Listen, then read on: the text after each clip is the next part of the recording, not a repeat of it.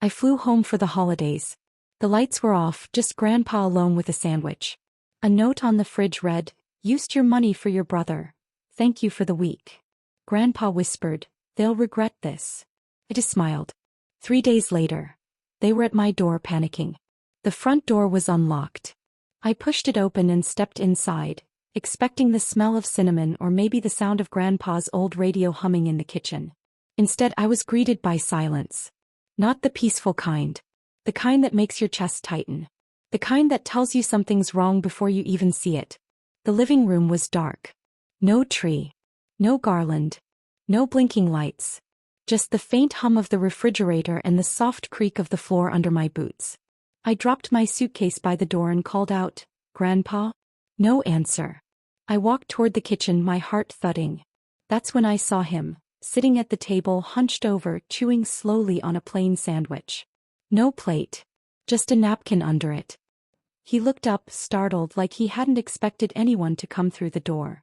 "Hey," I said softly. He blinked, then smiled. "You made it."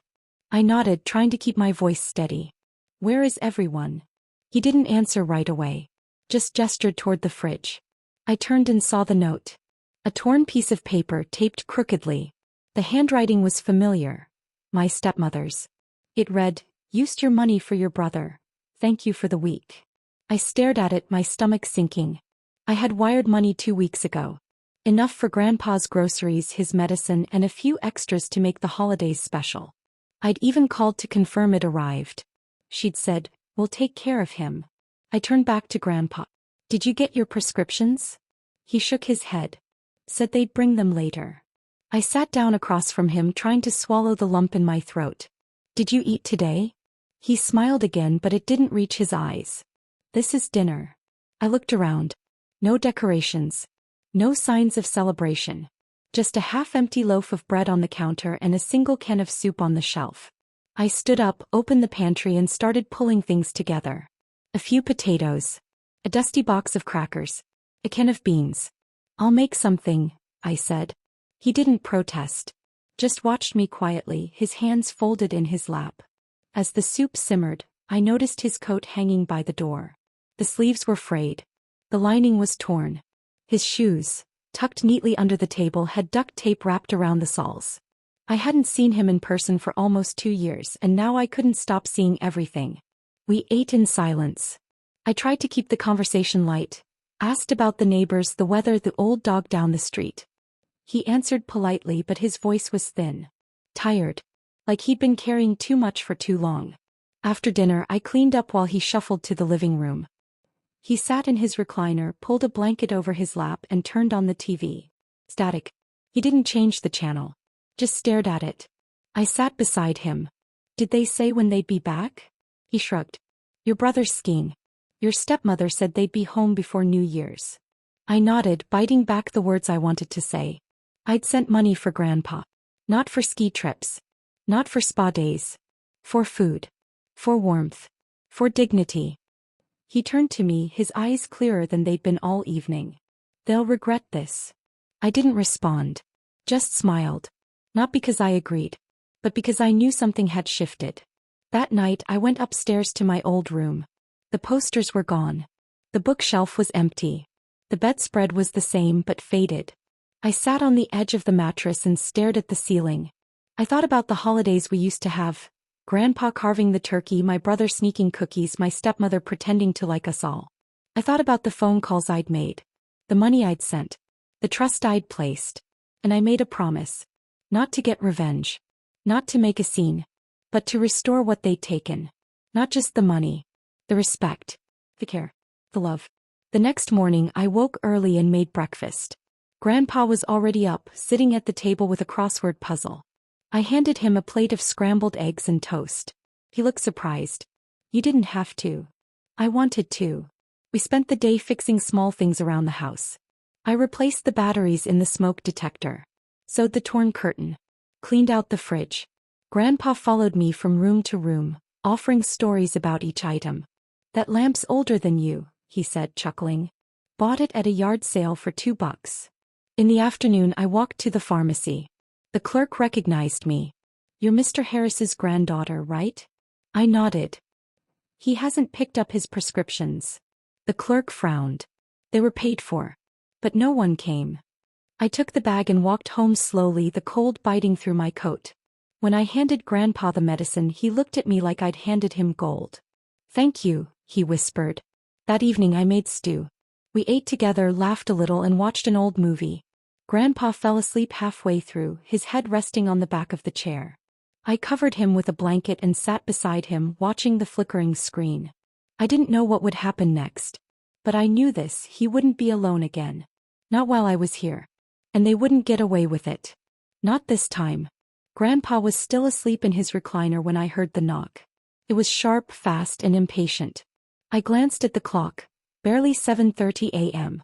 I opened the door to find my sister standing there, her coat half-buttoned, hair pulled back in a messy bun, and panic written all over her face. We need to talk, she said, stepping inside without waiting. I didn't move. Morning to you too. She ignored the sarcasm. The account's frozen. The family fund. I tried to pay for the lodge deposit and it declined. Twice. I leaned against the doorway, arms crossed. That's strange. Maybe someone finally checked the balance. Her eyes narrowed. Did you do something? I didn't answer. Not yet. I walked to the kitchen, poured myself coffee, and let the silence stretch. She followed, heels clicking against the tile. I'm serious, she said. Mom's freaking out. She said Grandpa's lawyer made changes. Something about a new trustee. I stirred my coffee slowly. I asked him to. Her mouth fell open. You what? I turned to face her. I asked Grandpa's lawyer to protect his assets. To make sure the money meant for him actually goes to him. She blinked. You can't just. I didn't touch your money, I said calmly. I just made sure mine wasn't used for ski trips. She looked stunned. You're punishing us. No, I said. I'm protecting him. Before she could respond, another knock rattled the door. This time it was my brother. He didn't wait for an invitation either. He stormed in, face flushed, voice raised. What the heck is going on? I gestured toward the fridge. Read the note. He yanked it off, scanned it, then crumpled it in his fist. This is ridiculous. You're blowing things out of proportion. I stepped closer. You used money I sent for Grandpa's medicine.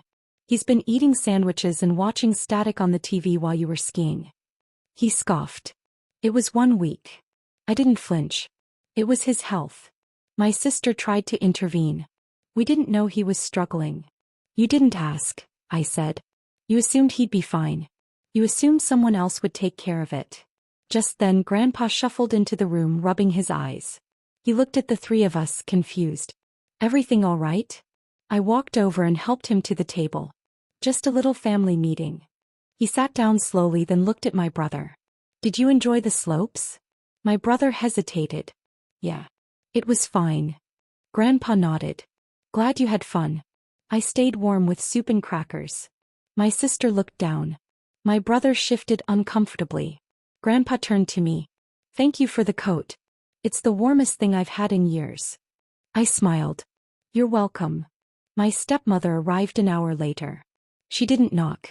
She walked in like she still owned the place, her heels clicking, her coat pristine, her expression tight. I just got off the phone with the bank, she said. You've made a mess. I didn't rise to meet her tone. I made sure Grandpa's money stays with Grandpa. She crossed her arms. You embarrassed us. You made us look irresponsible. I met her eyes. You are. Her jaw clenched. You don't understand how things work. I understand enough, I said. I understand that Grandpa was neglected while you were planning ski trips and spa days. She opened her mouth, but Grandpa raised his hand. She's the only one who asked me what I needed. The room fell silent. My brother looked away. My sister wiped her eyes. My stepmother's face softened just slightly. I walked to the counter and pulled out a folder. Here's the breakdown. Every dollar I sent. Every receipt Grandpa kept. Every missed prescription. Every skipped meal. I placed it on the table. No one's being punished, I said. But things are changing. My brother stood up. This is insane. I didn't stop him as he walked out. My sister lingered. I didn't know. I nodded. How you do? My stepmother didn't speak. She just stared at the folder, then turned and left. After they were gone, Grandpa and I sat quietly. He sipped his tea, then looked at me. You didn't have to do all this. I did, I said. Because no one else would. He reached across the table and patted my hand. You did good. I didn't feel triumphant. I felt steady. Like the ground beneath me had finally stopped shifting. Later that day I called the lawyer again. We reviewed the new terms. Grandpa's expenses would be prioritized. The fund would be monitored. No more unchecked withdrawals. No more assumptions.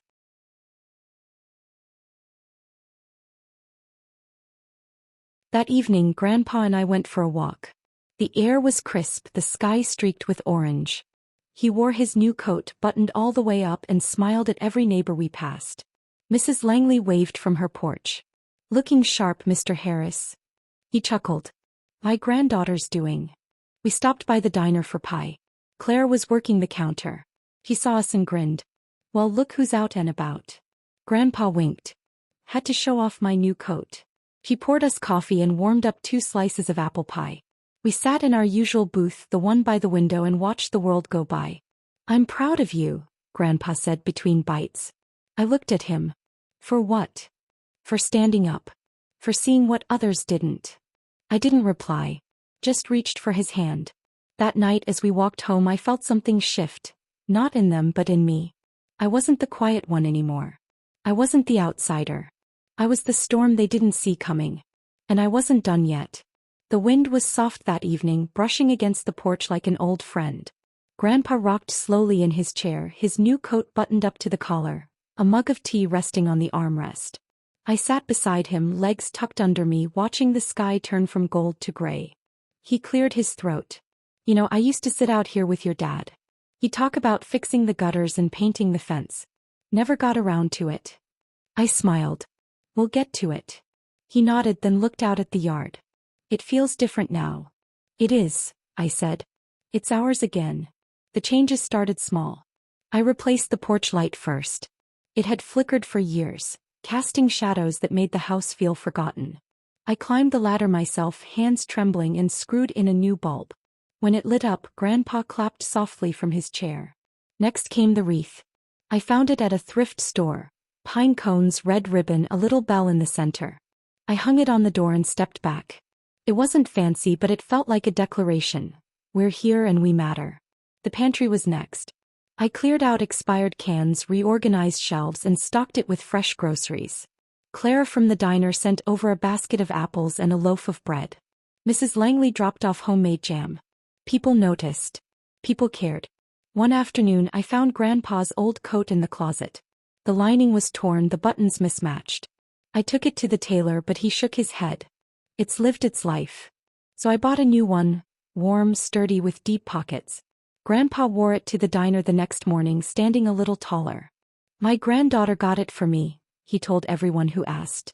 The pride in his voice made me tear up behind the coffee pot. With the house slowly coming back to life, I turned my attention to the family fund. Grandpa gave me his blessing, and I didn't take it lightly. I met with the lawyer, reviewed every transaction, and set new rules. No more unchecked spending. No more vague withdrawals. Every dollar had a purpose, and that purpose was Grandpa. My brother didn't take it well. He called me controlling. Said I was ruining tradition. I let him vent, then hung up. My sister, on the other hand, came by with an apology and a pie. She said she hadn't known. I believed her. But I didn't forget. My stepmother stayed quiet. She didn't call. She didn't visit. But I knew she was watching. I saw her name on the fund's access log. Trying, failing, then disappearing. I didn't seek revenge. I built structure. I made sure Grandpa's needs came first. And I made sure no one could misuse his trust again. Word spread through the neighborhood. Not through gossip but through kindness. The pharmacist gave Grandpa a discount without asking. The diner offered free coffee. Neighbors dropped off groceries, books, even a new blanket. One afternoon, a boy from down the street knocked on our door. He handed Grandpa a drawing, crayon lines, a big smile, and the words, "Thank you for being strong." Grandpa laughed. "I'm a local legend now. They say you raised a lion," I teased. He winked. "I didn't raise a lion. I raised a girl who doesn't back down." I didn't correct him. Months passed. The seasons changed. The house stayed warm, not from the heater but from the people who filled it. Clara visited often, bringing pie and stories. Grandpa's old friend Earl came by with fishing tails and a deck of cards. We played late into the night, laughter echoing through the walls. Then one day my sister returned. She stood on the porch, holding flowers, eyes red. "I didn't know," she said. "I should have asked." I let her in. We sat at the kitchen table, the same one Grandpa had eaten his sandwich at months ago. She cried. I listened. She apologized again. I believed her. But I didn't erase the past. Forgiveness came with boundaries. My brother sent a card. No apology. Just "hope you're well." I didn't reply. Some bridges need more than words. Some need time. Some never rebuild. I didn't chase closure. I focused on peace. Every evening Grandpa and I sat on the porch. We talked about old movies, the weather, and sometimes nothing at all. The silence wasn't heavy anymore. It was comforting. Like a blanket pulled over tired shoulders. One night he turned to me and said, "You didn't just fix the house. You fixed me." I didn't know what to say. So I reached for his hand. The porch light glowed above us. The wreath swayed gently in the breeze. The pantry was full. The fund was secure. The house was warm. Not because of decorations. Because of love. I didn't get revenge. I got respect. I got peace. And that, to me, was everything.